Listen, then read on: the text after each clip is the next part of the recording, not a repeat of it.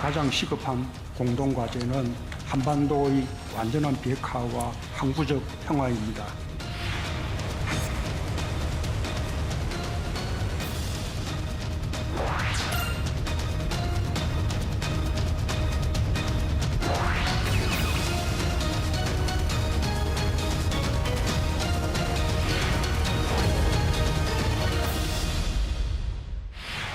지난 5월 22일 조 바이든 행정부 출범 이후 처음으로 한미 정상회담이 열렸습니다. 북핵 문제 등 안보 문제를 비롯해서 백신 그리고 반도체와 같이 다양한 경제 분야 협력 방안도 발표가 됐었죠. 이번 한미 정상회담의 의미와 성과 그리고 앞으로의 과제까지 이야기 나눠보도록 하겠습니다. 한미 정상회담 성과에 대한 여야의 온도 차이가 뚜렷합니다. 여당은 대단한 성과라고 평가했지만 야당은 약속 어음에 불과하다고 혹평했습니다. 한미 정상회담에서 합의된 백신 55만 명분을 놓고도 해석은 엇갈리는데 여당은 백신 접종률을 높이기 위해 접종자에 대한 인센티브 검토에 들어간 반면 국민의힘은 아예 코로나19 대책 전면 수정을 촉구했습니다. 이번 한미 정상회담 먼저 김재원 의원님 이번에 어떻게 보셨습니까? 전반적으로 평가를 해주시면. 지금까지 사실 이제 문재인 대통령이 그 대미 외교의 상당 부분이 실패로 끝나왔었거든요. 이번에는 아마 그 미국 대통령, 그 바이든 대통령 자체가 외교 안보 분야에 지난 30년 동안 일해온 아주 최고 전문가답게 그 한미 간의 지금까지 현안을 대부분 좀 해결해 주는 그런 정상회담이 아니었나 생각합니다. 그래서 저는 상당히 그래도 우리가 우려했던 모든 것을 일소하는 그런 계기가 되었다고 생각하고 이제 한미 간에 나오고 있는 또 다른 문제도 이번 기회에 좀 완전히 좀 해결이 됐으면 하는 마음입니다. 네. 박수현 의원님 어떻게 보셨습니까? 김재원 의원님의 평가에 상당히 만족합니다. 네, 처음이에요. 문재인 정부 맞는 칭찬하는 소리는 거. 해야죠. 아니 처음으로 칭찬한 건 아니고 칭찬할 구석이 없었어요. 이번에 제가 아주 그냥 칭찬을 하고 있으니까 이 얼굴 근육이 다 땡겨요. 낯설어서요. 아니, 저도 좀 어색한 근육의 움직임이. 네. 저는 이렇게 봅니다. 과거의 한미 정상회담 또 한미 동맹이라고 하는 것이 한반도를 국한된 그 안보 중심의 단일 이슈였다면 이번에는 글로벌 파트너, 뭐 경제 영역까지 확장된 핵심 축이 굉장히 다양화된 그런 그 회담이었다 우선 이렇게 평가를 하고 싶고요. 그동안에는 또 우리가 그 미국의 의존적인 그런 어떤 회담이나 동맹의 위치였다면 이제는 명실상부하게 함께 가는 협력자의 위치로 한 단계 격이 상승된 그러한 회담이었다는 생각이 들고요. 지금까지 우리는 어떤 국제 질서의 어떤 소비자의 입장이었다면 이제 이번에 여실히 봤듯이 미국과 함께 새로운 국제 정치 질서의 생산자이자 또 해결자로 자리매김하는 그러한 계기가 되었다 이렇게 총평을 하고 싶습니다. 네. 특히 무엇보다 이제 좀 급하게 달려갔던 스가 총리와 여러 가지 정상회담에서 이제 비교되는 부분들이 있었어요. 여러 가지 뭐 단독회담 시간도 그렇고 점심에 무엇을 메뉴로 했느냐부터 그렇고 이 미일 정상회담과 한미 정상회담을 좀 비교해 주시면 어떤가요? 지금 미국 대통령이 어떻게 보면 우리한테 청구서를 좀 내밀 게 많아서 호의를 베푸는 그런 면도 있다고 봐요. 그게 이제 트럼프 대통령하고 바이든 대통령의 차이겠죠. 근데 그동안에는 일본과 미국의 우호적인 관계만 드러나고 우리는 좀 박대당한다. 그런 에피소드로 다 드러났었는데 이번에는 그렇지 않은 것만 해도 저는 상당히 다행이라고 봐요. 늘 외교라고 하는 것은 크든 작든 간에 서로 상대국을 향해서 최선을 다하는 것이고 정성껏 하는 것이거든요.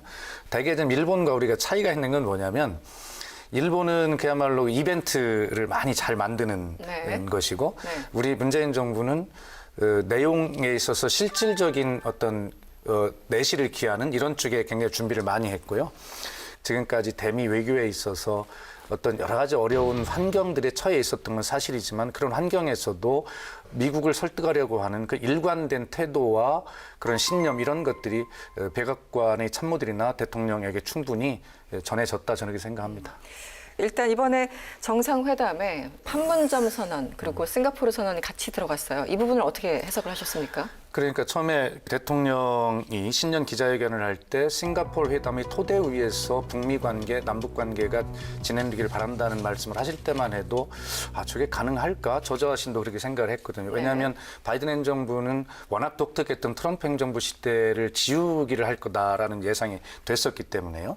그러면서 싱가포르 회담이 왜 중요했냐면 북한의 최고 지도자가 직접 한 결과 아닙니까? 그렇죠. 그것을 무시하게 된다는 것은 북한을 아예 대화의 테이블로 나올 가능성이 없도록 만드는 것이었기 때문에 의제 협상 중에 싱가포르 회담의 토대 위에서가 들어갈 건 알았는데 거기에 더해서 그런 모든 것의 출발점인 판문점 선언까지 들어가리라고는 정말 예상을 못했죠. 네네. 깜짝 놀랐습니다. 그래서 북한 최고 지도자가 행해왔던 결과들, 과정들을 다 인정한다. 그러므로 협상의 테이블로 나와라라고 하는 아주 효과적이고 고전략적인 북한의 협상 테이블 유인책이다.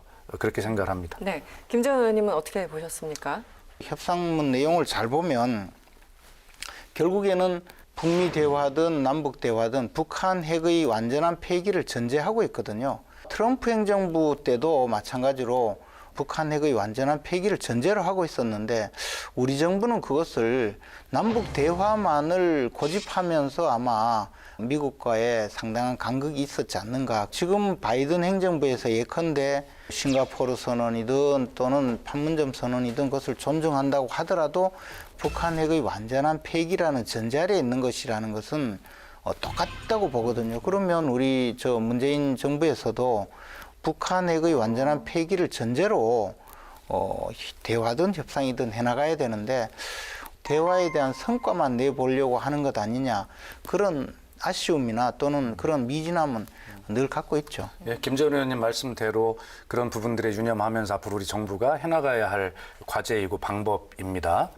사실 우리가 남북 대화라고 하는 것을 대화만을 하려고 하는 것이 아니라 그 대화가 북미 대화를 촉진하는 선순환의 기폭제가 되기 때문에 그런 분위기를 조성하는 것인데요. 그런 것들이 실질적으로 워킹그룹에서 많이 통제되고 나갈 수가 없었죠. 이번 그 성과 중에 가장 제 눈에 띄었던 것은 판문점 선언이 들어간 것도 깜짝 놀랄 일이지만 네. 그 뒤에 붙었던 바이든 대통령이 남북 대화를 지지한다라고 하는 발언이 가장 중요하다고 생각하거든요.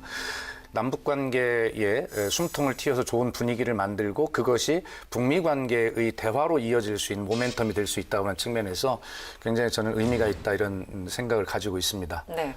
백신 문제로 넘어가 보겠습니다. 이 북한 핵 문제와 함께 많은 분들이 사실 굉장히 관심을 기울였던 부분이 백신 분야였습니다. 정부가 얘기를 정상회담 시작 전부터 했던 것처럼 포괄적인 백신 파트너십을 구축하겠다고 했고 이번에도 그 내용이 충분히 담겼습니다. 한국군 55만 명 분의 백신을 제공하겠다고 바이든 대통령이 밝혔는데 이 부분은 어떻게 보셨습니까?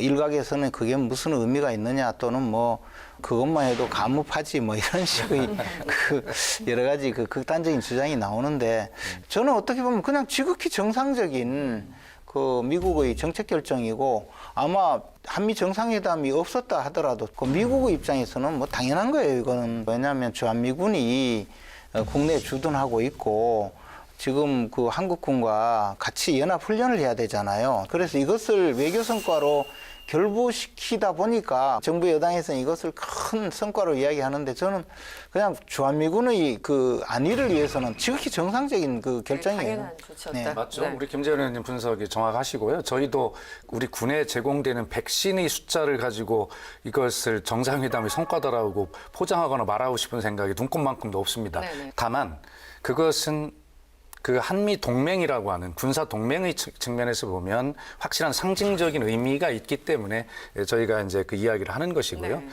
근데 이번에 정상회담의 백신 성과라고 하면 세계 제1의 백신 제조 기술을 가지고 있는 미국하고 세계 제2위의 생산 능력을 가진 한국이 손을 잡고 동맹이 되었다는 것이어서 글로벌 파트너십을 만들었다는 것이죠. 그래서 백신을 가지고 무기화하는 중국에 대항하는 미국의 입장이 지금 다급해졌거든요. 지금 바이든 행정부가 들어서서의 목표는 세계 지도국가의 위상을 회복하고 유지하는 것이 목표란 말입니다. 미국의 앞마당이라고 할 수 있는 남미 나라들, 인구 큰 나라 많지 않습니까? 거기에 전부 어떤 백신을 맞냐면 다 중국 백신입니다. 네네. 중국은 물량을 가지고 막 하니까 미국은 지적재산권을 풀어서 공유하게 하겠다라고 나섰는데 유럽의 반대에 부딪혀서 못하는 거죠.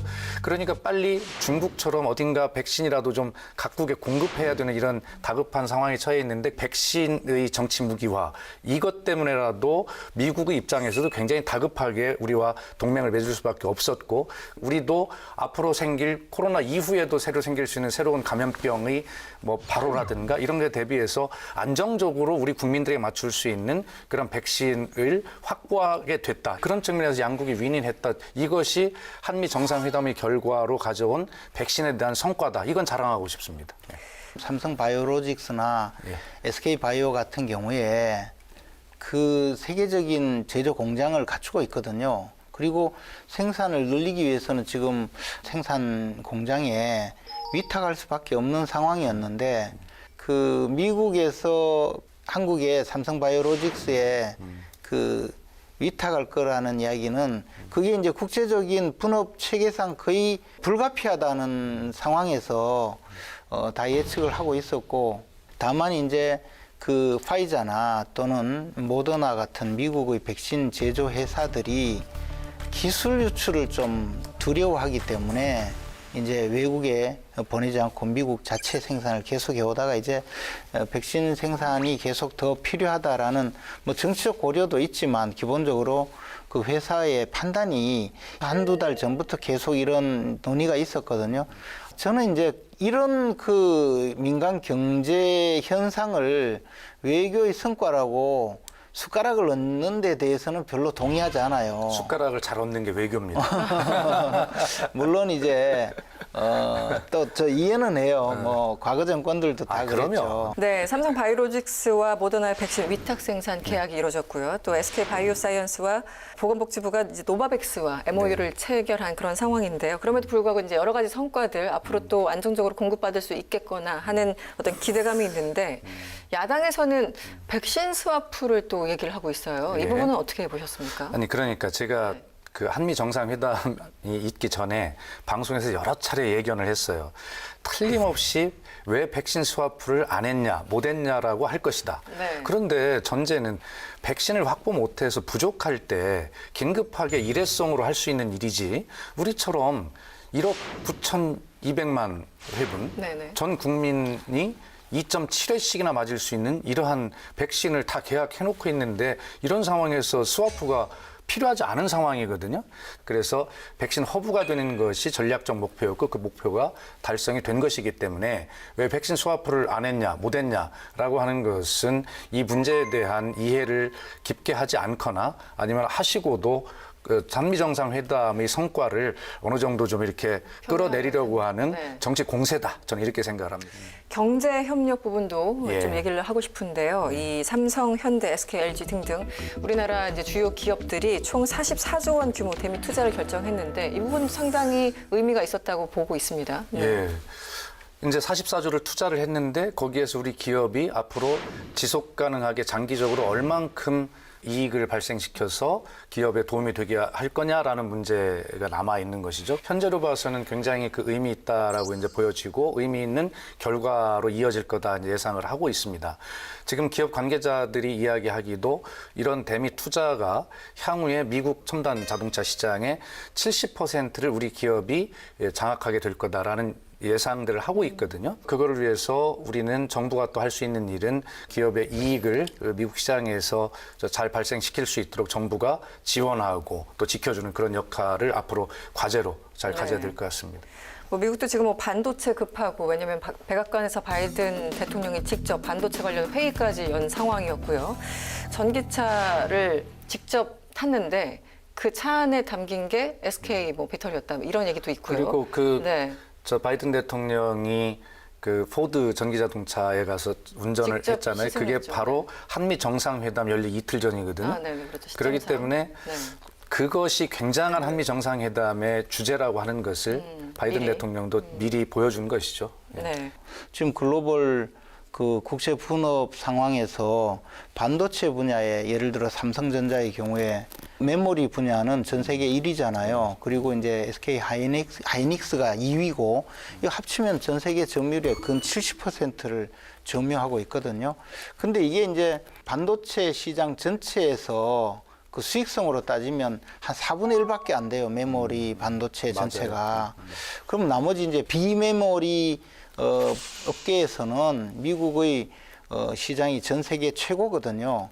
근데 이제 미국은 직접 제조를 하지 않고 설계서를 보내면 제조하는 공장은 주로 이제 대만에 있는 TSMC라는 회사에서 제조를 해왔고 그것을 이른바 파운더리라고 한단 말이에요. 우리나라 삼성전자도 수익성이 높은 비메모리 반도체를 제조해주는 파운드리 그 시장으로 진출을 지금 하려고 해요. 그래서 미국의 설계를 받아서 주문 제작도 해주겠다 하니까 미국 입장에서는 사실은 그렇죠. 기술 유출이 제일 문제잖아요. 삼성에 맡기려고 해도.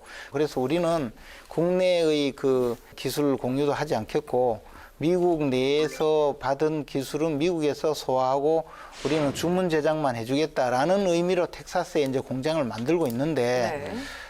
저는 이제 이 분야는 이 삼성전자가 앞으로 국제 분업에서 살 길이라고 생각해요. 이번에 공동 성명을 저는 이제 전문을 다 읽어봤는데 정말 길더라고요. 그래서 온갖 내용들이 다 들어가 있어서 사실은 지금 여러분들이 이제 언론에서 보시는 것들은 거기 한 절반 정도 예, 양으로 따진다면 얘기할 게 뭐 우주 개발부터 해가지고 여러 가지가 있는데 딱 2개만 더 여쭙겠습니다. 네. 한미 양국 간의 미사일 지침 폐기 발표가 됐습니다. 김재원 의원님은 이 부분은 어떻게 보셨습니까?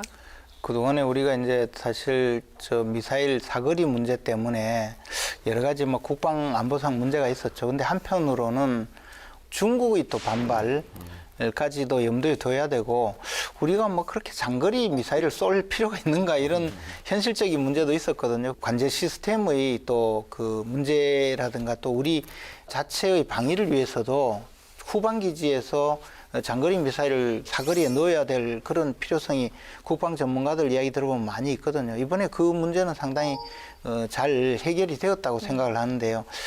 이제 이런 것이 우리가 어느 진영에 속하지 않으면 안 된다는 것, 특히 안보 문제에서 우리가 흔히 시쳇말로 양다리를 걸치고 넘어갈 수 없다는 것을 정책 당국에서 이제 인정을 하고 대비를 해갈 그런 상황이라고 저는 봅니다. 네.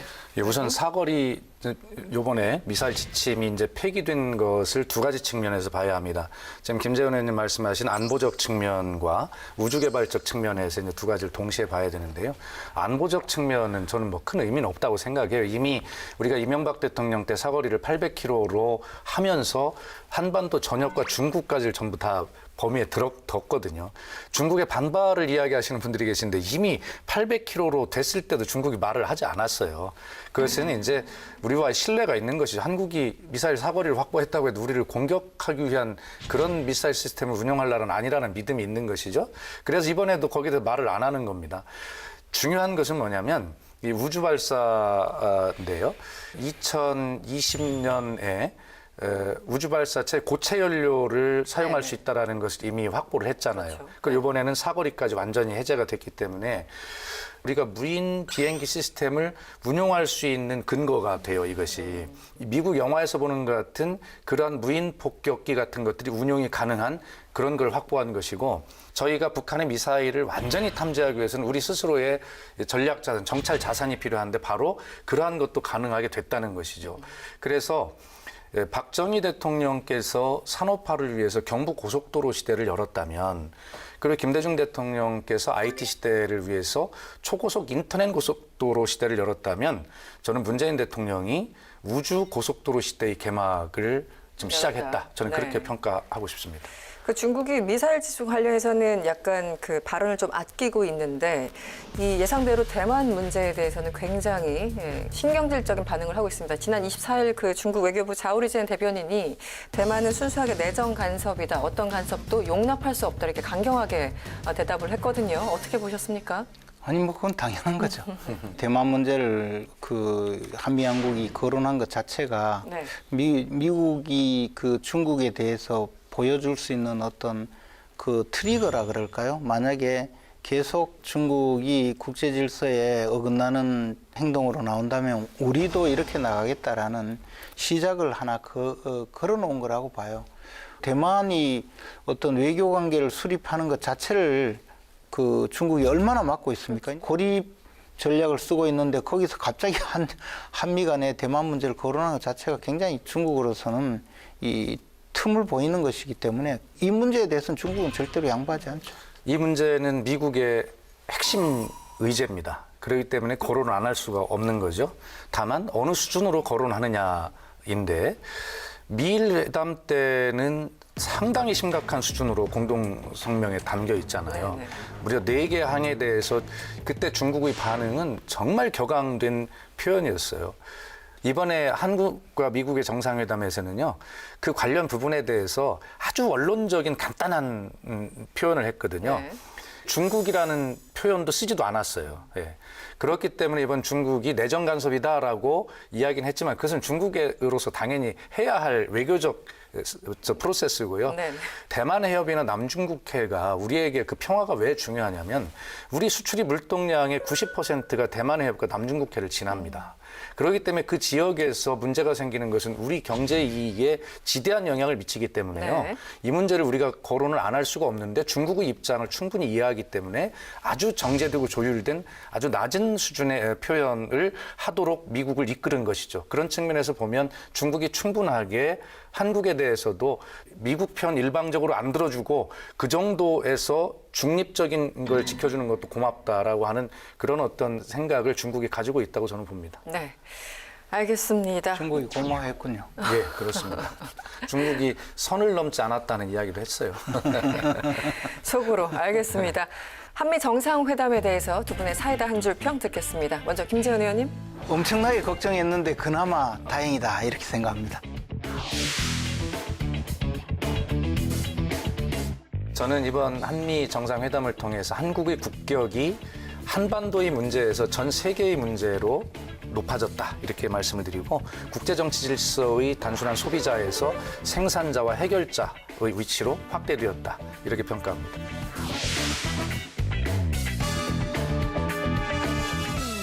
알겠습니다. 오늘의 빅데이터 알아보도록 하겠습니다. 이번 주 빅데이터 주제어는 한미 정상회담과 공동성명입니다. 글로벌 빅데이터 연구소는 5월 17일부터 23일까지 일주일 동안 12개 채널 22만 개 이상의 사이트를 대상으로 해당 주제어를 조사, 분석했습니다. 일주일 동안의 총 정보량은 한미 정상회담 6만 6천여 건, 공동성명 1만 1천여 건입니다. 먼저 한미 정상회담 관련 급상승 연관어를 살펴보겠습니다. 1위는 공동성명입니다.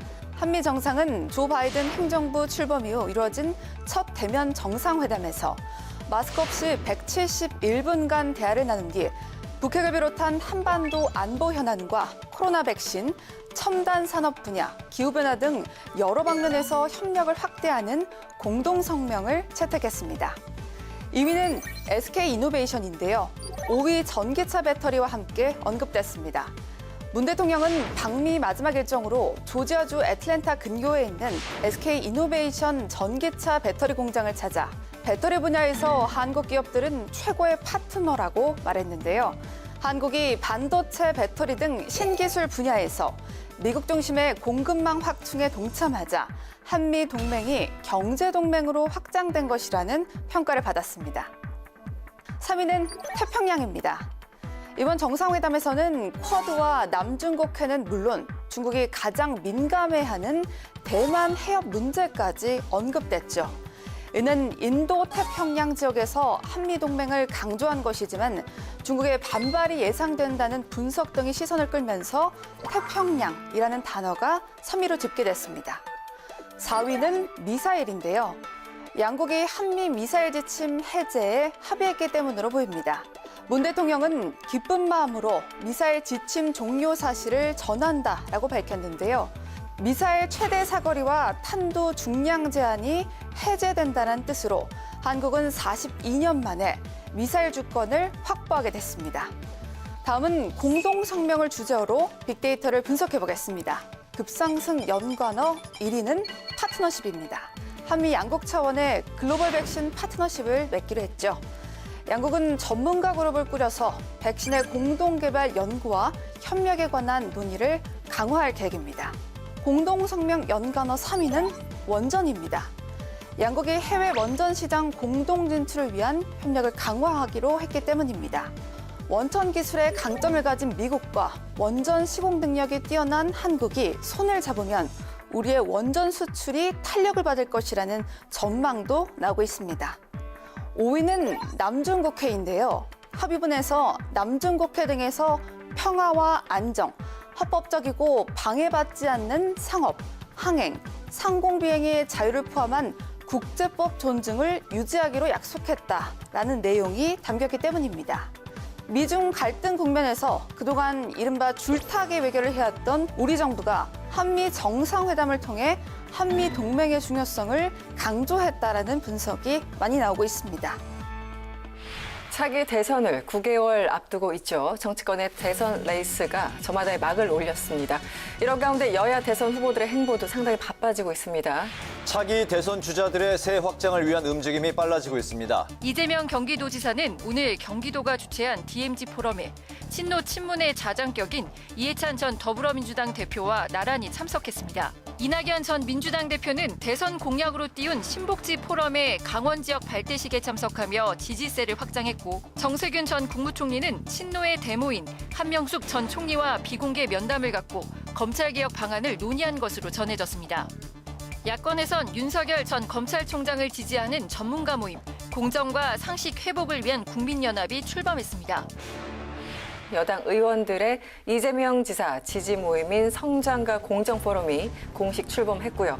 이낙연 전 대표, 정세균 전 총리의 대선 캠프는 서서히 윤곽을 드러내고 있습니다.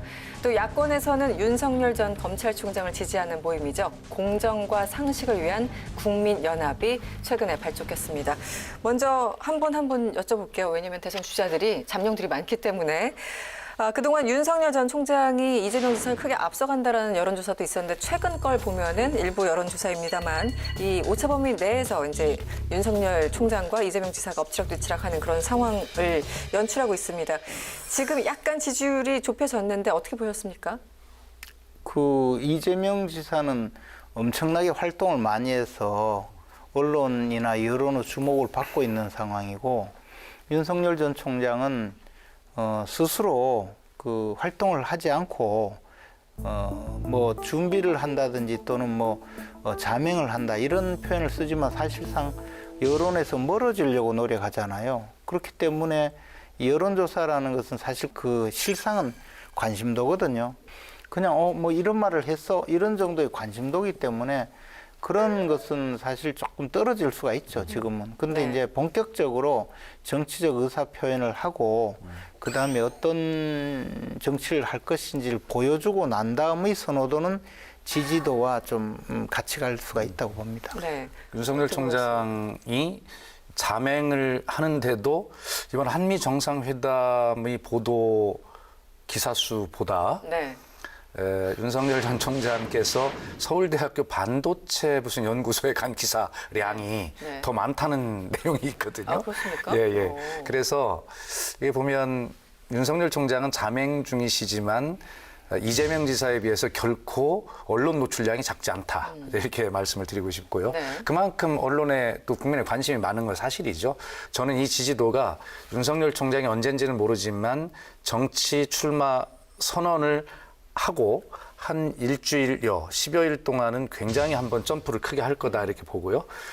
그때부터 이제 시작되는 언론의 검증을 혹독하게 잘 견뎌내면 떨어지는 속도가 폭이 만만하게 떨어질 텐데 올라간 만큼 아마 언론의 검증에 제대로 답하지 못하면 떨어지는 속도 또한 굉장히 빠르게 떨어질 확률이 있다. 이렇게 보는데 이제 그것은 이제 지금부터 본인이 얼마나 준비했고 하기 나름이겠죠. 그렇게 보고 굉장히 좀 요동을 칠 거라고 봐요. 몇 번의 그런 서로가 갖는 중요한 그 분기점들이 변곡점들이 남아 있습니다. 예. 그 언론의 검증 말씀하셨는데 언론이야 뭐 이슈가 있으면 기사를 써서 보도하겠지만 그 검증이라는 주제를 들고 나올 사람들이 누구냐. 결국 이제 정치적인 반대자에 있는 현 민주당 쪽이겠죠. 그리고 어떤 수단이냐. 국민의힘은 같은 편이라고 생각하나 보죠? 아니 뭐 국민의힘 반대가 될 수 있어 조심해야 돼. 아니 뭐 그렇든 안 그렇든 그래도 국민의힘에서 그럴 가능성은 저는 전혀 민주당보다는 없다고 적지, 생각하는데요. 사실은. 조금 더 질문을 이어가겠습니다. 윤석열 전 총장, 그 외곽 그룹이다, 뭐 지지 그룹이다 여러 가지 이제 수사들이 붙는데 공정과 상식 이렇게 이름을 지었습니다. 전문가 모임인데 뭐 학계, 법조계 등등 많은 분들이 한 33명이 참여를 했어요. 먼저 이 모임의 성격이나 그 참여하신 분들의 성격 등등 어떻게 분석을 좀 하고 계십니까? 우선 이 모임이 윤석열 전 총장과 뭐 공감 하에 뭐 이루어졌느냐가 우선 관심이겠죠. 네. 저는 어느 정도 공감 내지는 묵인이 있었다고 봅니다. 예, 또 그럴 만한 분들이 모여 있고요. 네. 그리고 또 정영상 교수께서 뭐 그 포럼 이후에 자주 소통하고 있다는 이야기도 했어요. 네. 그러면서 윤석열 총장의 정치 선언이 아마 국민의힘의 전당대회가 끝나고 아마 본격적인 대선 경선 레이스가 들어가기 전인 고 6월, 7월 사이에 있지 않겠냐라고 하는 구체적인 시점까지도 개인 의견을 전제로 이야기를 했거든요. 네네. 저는 윤석열 총장이 이미 준비를 시작했다 이렇게 보고 그런 성격의 모임이다 이렇게 봅니다. 네, 김재현 의원. 네네. 다만 좀 다만이 좀, 중요해요, 항상. 하나 좀 큰 웃음을 좀 주셨던 게 왜 33분이냐 그러니까 김이 3.1 독립운동 선언서에 서명한 분이 33명의 정신을 땄다라고 하는데 그건 좀 네. 과유불급 아니었나 이런 생각이 듭니다. 지나쳤다 해석이. 네. 알겠습니다. 모이다 보니까 33명이 모였죠. 그렇지 그렇게 얘기하면 되는데 모이다 보니 33명이 모였으니 33인이라고 하면 좋겠다 해서 그렇게 딴 거지 뭐. 그분들도 굉장히 생각이 또 건전하시고 바르신 분들이죠. 어떻게 보면 나름대로 사회 변혁에 대해서 열망을 가지신 분들이라고 생각해요. 다만 이제 윤석열 전 총장이 실제로 묵인 정도가 아니라 저분들과 함께 하겠다라고 생각하는지는 우리가 알 수가 없죠. 그리고 이제 보통 정치권에서 어떤 움직임이 있기 훨씬 전부터 학계라든가 뭐 언론계라든가 또는 이제 사회적으로 그런 생각을 가진 분들이 먼저 앞장서서 이런 지지 조직을 만드는 경우가 과거 대선 때도 많이 있었습니다. 네, 뭐 그런 정도라고 저는 보여집니다. 지금 윤 전 총장의 지지율이 아무래도 압도적으로 나오기 때문에 그 여권에서 긴장할 수밖에 없고 이재명 지사, 뭐 이낙연 전 대표, 정세균 전 총리 등등 추미애 전 장관까지 지금 윤 총장 때리기에 나서고 있는데 뭐 어떻게 보면 당연한 건가요, 김재현 의원님? 추미애 장관이 때려주는 것은 이제 저 상당히 의미가 있다고 생각합니다. 뭐 추미애 장관께서도 속상하실 거예요. 자기가 대선 주자였는데 아니 저 사람을 내가 만들어준 것이 아니고 완전 집에 보내려고 했는데 잘못 보냈다 이런 생각이 들지 않겠습니까? 추미애 전 장관은 뭐 출마를 할 텐데 그 역시 추윤 갈등이라고까지 일컬어졌던 검찰 개혁의 문제에 올인했기 때문에 네. 역시 이 경선 전략도 검찰 개혁에 집중할 겁니다. 네. 그러다 보면 윤석열 총장과 각을 세울 수밖에 없고 그러다 보면 결과적으로 윤석열 총장을 조금 더 빛나게 해주는 역효과가 있을 수 있어요, 실제로. 네, 그래서 슬픕니까? 네. 추미애 장관께서 전략을 종합적으로 잘 좀 세우셨으면 좋겠고 추미애 장관은 경선 과정에서 그런 검찰개혁의 선명성, 기치 이런 것들을 다시 한번 강조하는 그런 전략일 수밖에 없고 입장에서는 또 당연하다고 생각합니다. 네. 근데 이제 저 여권에서 이재명 지사를 제외하고는 뭐 이낙연 전 대표, 또 정세균 전 총리, 추미애 전 장관 이런 분들은 사실 저는 이제 가능성이 별로 없어졌다고 봐요. 내부적으로 아무리 보여주려고 해도 지금까지 보여준 것 이상의 뭐 보여줄 만한 아무런 그 모습도 없고 모멘텀이 안 생길 거라고 보거든요. 특히 이제 이낙연 전 대표나 정세균 전 총리의 경우는 총리 시절 보여준 그 지지율 이상을 보여줄 가능성은 저는 없다고 봐요. 그러면 뭐 가능성이 없다고 봐야죠. 네. 그래서 남의 집에 자꾸 좀 뭘 해보려고 하는데 저기 김을 빼고 그러는 건 아니 이재명 지사가 있잖아요. 내가 저 왜 이재명 국민의힘의 지사를 전당대회가 자꾸 잘 되길 바란다고 그렇게 했구만. 응? 이재명 지사를 왜 저 인정하지 않느냐는 거죠. 우리 저 김재원 의원님이 이재명 지사를 지지하는 오늘 폭탄 선언을 하신 것으로. 조금 더 얘기를 해보죠. 김종인 전 위원장, 윤 전 총장 얘기 막 하시고 뭐 별의 순간도 얘기했고 뭐 몇 월에 나올 것이다 얘기하시다가 최근에 다른 이름을 얘기하기 시작했어요. 김동연 전 경제부총리 네, 얘기했죠. 전 부총리 어떻게 보셨습니까? 그 김종인 위원장님 비서실장을 지내신 예. 김종인의 복심 알려주세요. 네, 알려주세요. 아유. 박수현 의원님. 제가 말씀드렸잖아요. 4월 7일 날 재보궐선거가 있는데 그 힘든 선거를 지휘하시던 4월 1일 날 새벽에 저한테 문자를 하셨어요. 김종인 대표님이. 네네, 날짜까지 기억을. 네, 그래서 4월 16일 날 저녁이나 하세. 이래서 4월 16일 날 그 두 분 부부를 모시고 이렇게 식사를 했는데 네. 그 자리에서 제가 대표님, 제가 방송에 많이 나가는데 이렇게 이야기를 하겠습니다라고 제가 말씀을 드렸어요. 네. 민주당과 국민의힘 1당, 2당의 비상대책위원장을 다 해보니 이 거대 양당 가지고는 한국 정치가 발전이 어렵겠다. 실질적인 다당제 어떤 정치 구조를 만들려고 하신다. 그런데 정치 세력화는 사람을 중심으로 일단 할 수밖에 없으니까 그 윤석열 총장이나 김동연 전 경제부총리나 뭐 이런 분들이 이제 대입해보고 계시다. 그렇게 말씀을 드리겠습니다. 위원장님. 제가 이렇게 말씀을 드렸더니 빙긋하게 웃으신 걸 보면 제 논리에 대해서 묵인하셨다. 공감하셨다. 저는 이렇게 생각합니다. 네. 아, 그렇게 얘기를 하셨고 끄덕끄덕 정도 예, 네, 그렇습니다. 느낌. 예. 네, 어떤 분위기였는지 알겠습니다. 어떻게 될까요? 이 김동연 전 부총리 같은 경우는 사실은 야당에서도 좀 탐을 내는 인물 중 하나 아니었습니까? 저는 그분은 저 대선 주자로서는 가능성 없다고 생각해요. 네. 우선 뭐 자신이 내세울 수 있는 것이 과연 뭔가요? 스토리가 있다. 그 스토리라는 게 뭐 어려운 환경에서 행정부 잡겠다는 그러니까. 거예요. 그 이야기를 듣고 요즘 젊은 사람들이 과연 그 좋아하겠다는 생각이 들어요.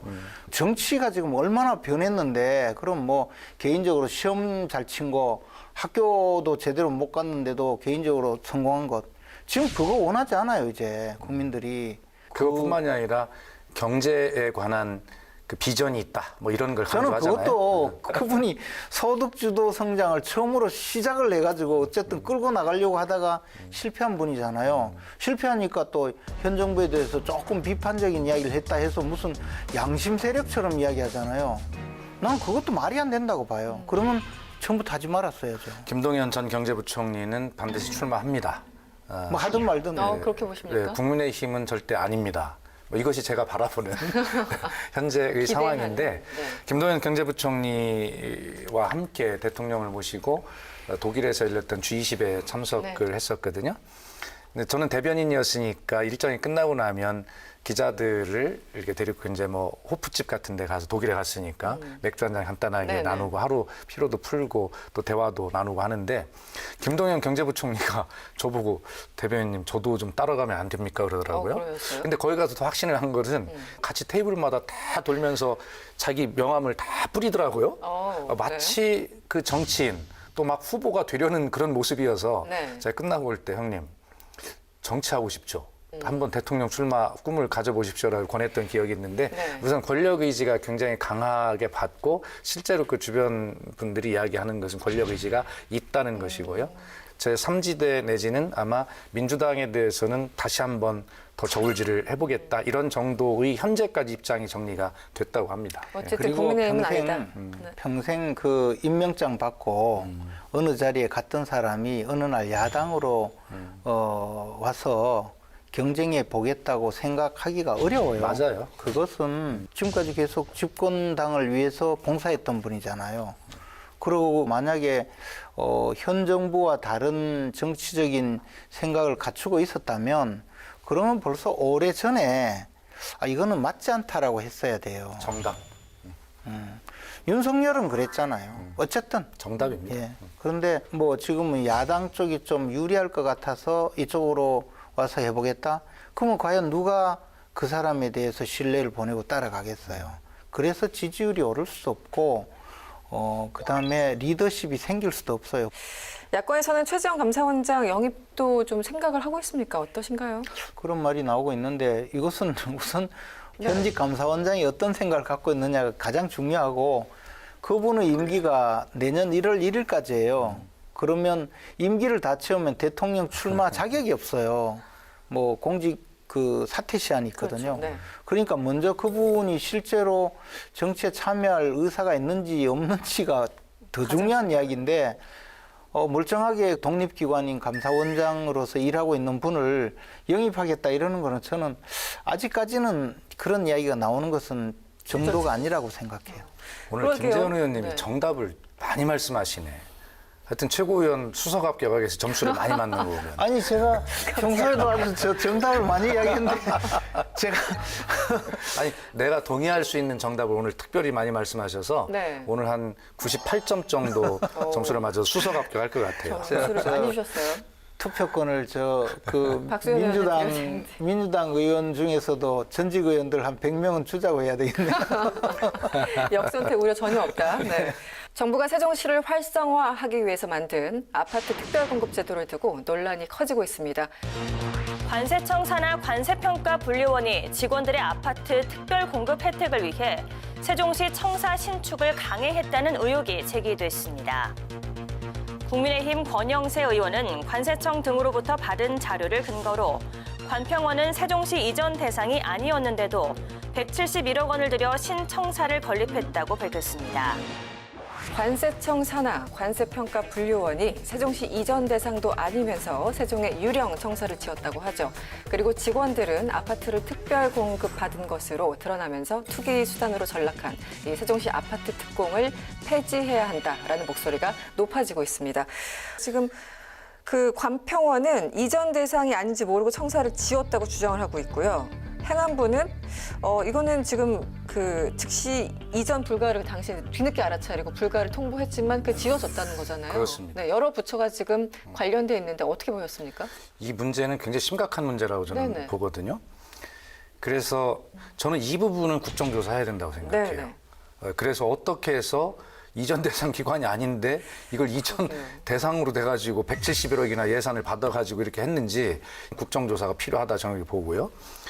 그 이후에 문재인 정부 들어와서 그럼 왜 이것을 제지하지 못했는가? 네. 그래서 제가 볼 때는 아니 이거를 50%나 지어지고 있는데 이거를 부술 수도 없고 물릴 수도 없고 네. 애매한 상황이 되니까 이것을 사후에 좀 이렇게 유효했던 것으로 뭔가를 좀 만들려고 했던 거 아닌가? 그래서 이런 생각이 들어요. 그래서 이 부분 과정을 전체를 좀 국정조사를 해서라도 좀 밝혀봐야 된다. 이건 심각한 국가 시스템의 문제가 무너진 거잖아요. 이 복마전을 보면 해결하는 방법은 본래의 취지에 맞도록 특별 공급이 운영되지 않은 것. 예를 들어 특별 공급을 받고 실거주를 하지 않았다든가 잠깐 있다가 다른 곳으로 이전했는데 네. 해경이나 이런 것처럼 네네. 여전히 특별 공급 혜택을 받고 있다든가 해서 본래의 취지에 맞지 않는 특별 공급이라고 하는 것은 저는 완전히 되돌려야 한다고 생각해요. 그래서 그 수익을 환수받는다든가 그리고 실제로 앞으로 특별 공급의 제도는 저는 없애야 된다고 생각합니다. 이미 세종시 활성화를 위한 정책 목표를 실현하기 위한 시간이 상당히 지났기 때문에 바로 잡고 폐지하고 공공임대 아파트로 실거주할 수 있도록 해줘야 한다. 그것이 제 생각입니다. 이 기관이 대전에 있던 관세청의 그 산하기관이잖아요. 그 관평원이 대전에 있던 청사를 세종으로 다시 옮기고 그다음에 거기에 있는 아파트를 특별 공급받았다. 현재 상황은 이건데 그 아파트를 받기 위해서 서류를 조작해서 청사를 지었을까? 그때 당시에 그런 위험을 감수해서 아파트 특공을 받을 필요가 전혀 없는 상황이었거든요. 네네. 근데 이제 이 관공서에서 업무 처리를 하면서 서류 만능주의가 있거든요. 그 서류가 오가다가 보면 좀 잘못된 과정에서 또는 실수로 그 저 기관을 그 집어넣을 때 잘못 집어넣을 수도 있지 않겠습니까? 그런 것이 제대로 확인되지 못하고 이런 일이 벌어졌는데 사후 교정을 하지 않았다는 건 큰 문제겠죠. 그 행안부는 2018년에 이 관평원이 고시를 어긴 거를 발견을 했고 그래서 이제 이전하지 마라고 했는데 관세청에 공사를 밀어붙였고요. 여기서부터가 이해가 안 가는 거예요. 그 건물 건축을 밀어붙였다는 것도 한번 조사해 봐야 돼요. 왜냐하면 공사비를 중간중간 해서 거의 다 지급을 한 상태에서 그 공사 중단이 불가능했을 수도 있죠. 예를 들어 50% 이상 건물이 지어졌다면 시공 자금은 거의 90%가 이미 지급이 된 상태거든요. 근데 그 이제 조금 더 가면은 국회 책임도 크다. 왜냐면은 예산을 준 기재부 예산을, 어쨌든 네. 국회 가서 이거 사인 받고 이제 통과하는 거잖아요. 그러니까 이게 이제 네. 아니 박근혜 국회에서 그 청사 짓는 예산이 네. 뭐 관평원 예산에서 얼마 이렇게 다 물론 올라오겠지만 네. 이 연차 사업에 대해서 그걸 깎으면 저 사업이 불가능해지기 때문에 그것은 뭐 이 심사 대상이 잘 안 그러니까 되거든요. 최초에 이제 2015년에 이전 계획이 수립이 되어서 네. 2016년 말에 이제 171억 예산이 국회를 통과했는데 그런데 네. 될 수 있으면 신규 사업을 안 하려고 하고 돈을 안 주려고 막 깎아대고 하는 기재부가 그걸 통과시켰다는 이해가 안 가는 거예요.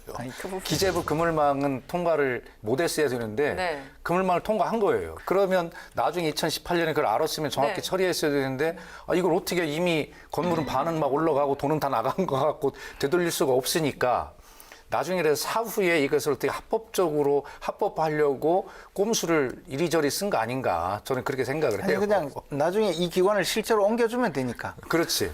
네.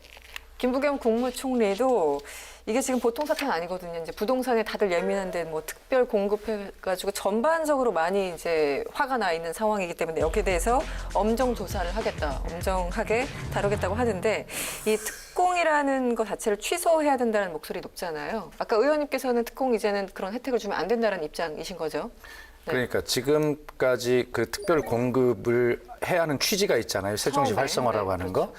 그 취지에 어긋난 특별 공급은 다 환원시켜야 된다는 것이고 실거주를 해야 될 필요 하는 사람들에게는 공공임대 아파트를 제공을 해서 네. 이런 특별 공급과 같은 형태를 하면 안 된다. 뭐 그런 주장입니다. 방지하자. 김재원 의원님은 어떻게 풀어야 된다고 보십니까? 이미 이제 특별 공급이 필요 없어졌어요. 그때는 특별 공급을 해서 오히려 이주를 촉진하기 위한 맞아요. 제도였는데 지금은 뭐 집값이 올라서 어떻게 보면 부동산 방면에 특혜를 주는 것이죠. 관평원의 경우는 적어도 그 2018년 그때 당시에 행정안전부에서 인지를 했잖아요. 그러면 그 이전 대상이 아니다라는 것을 확인했고 그런 상황에서 특별 공급이 잘못된 거거든요. 그러면 착오에 의한 의사표시를 취소할 수가 있죠. 그 부분에 대해서는 확인을 다시 해서 처리를 해야 되는데 이때 주무장관이 누구냐면 지금 있는 김부겸 총리예요. 그래서 김부겸 총리가 왜 이런 일을 그냥 막지 못했는가. 감독을 못했는지를 반드시 국정조사 증언대에 서서 자신이 이 일을 어떻게 해결할지 소신을 밝혀야 된다고 봅니다. 좋습니다. 알겠습니다. 네, 오늘 정치톡톡 사회단 여기까지 하겠습니다. 김지현 전 의원님, 박수현 전 의원님 오늘 고생하셨습니다. 고맙습니다. 영국 최초의 여성 총리였던 마가렛 대처는 이런 얘기를 했습니다. 지도자라면 무엇을 할 것인가를 명확하게 보여줘야 한다. 그러면 국민이 따라온다. 이런 말을 남겼습니다. 내년 대선을 앞두고 있는 대권 주자들도 국민 앞에 확실한 미래 비전을 제시하는 것이 무엇보다 중요할 것입니다. 정치톡톡 사이다 다음 이 시간에 뵙겠습니다. 고맙습니다.